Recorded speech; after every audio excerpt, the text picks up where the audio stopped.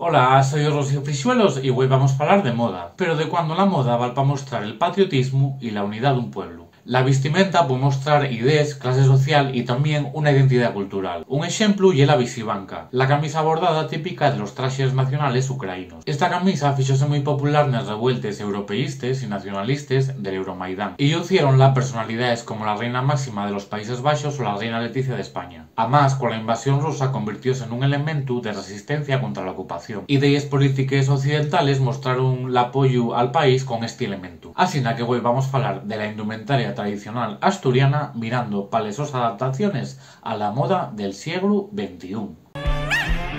La moda evoluciona también en el mundo de los trajes tradicionales, y aunque los códigos de vestimenta occidentales dominen el mercado, estas prendas siguen jugando su papel, aunque sean nada más en ellos eventos para mostrar el orgullo identitario. Fue en el siglo XIX cuando el traje de asturiana principió a configurarse como un elemento identitario, aunque siempre a través de las interpretaciones que fixeron las clases altas, con teles costosas y adornos ricos, muy añoñados de la ropa tradicional de las personas que querían imitar. La indumentaria tradicional principió a ser un ritual identitario vinculado a las fiestas y a las manifestaciones religiosas. La fijación de un símbolo como la ropa tradicional siempre fue de arriba para abajo, desde las clases altas a las populares.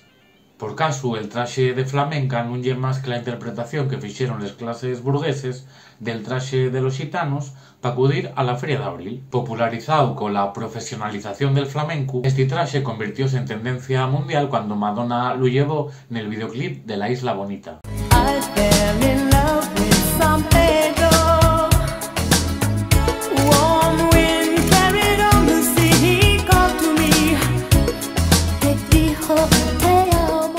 Pese a que al traxe de asturiana falta aí ese impulso, hai blimes para gamalo. Un exemplo son iniciativas como Indumentaria, el Día del Traxe, celebrado el último domingo de septiembre en Grau, y que busca que el traxe tenga más de presencia en las celebraciones, un día para vestirlo y reivindicar al través de él la nuestra cultura. En las adaptaciones más modernas podemos destacar a la diseñadora Llucia Miravalles, que creó la marca Ringo Rango, que se inspira en la tradición para hacer prendas nuevas para la vida moderna en sin dejar de lado los orígenes y la identidad asturiana. Pero otro lado, en el 2021 inauguróse en el Museo Etnográfico del Oriente de Asturias la exposición RCTA, reinterpretación de la cultura tradicional asturiana, de Ricardo Villoria. Na muestra pueden verse diseños nuevos a partir de patrones tradicionales. Un ejemplo y el corsé de terciopelo negro diseñado por el artista en colaboración con la artesana llanisca Josefina Fernández. Otra manera, Rosy de Palma fue la pregonera de las fiestas del Boyu de Avilés del 2022. Para el evento, lució una reinterpretación del traje regional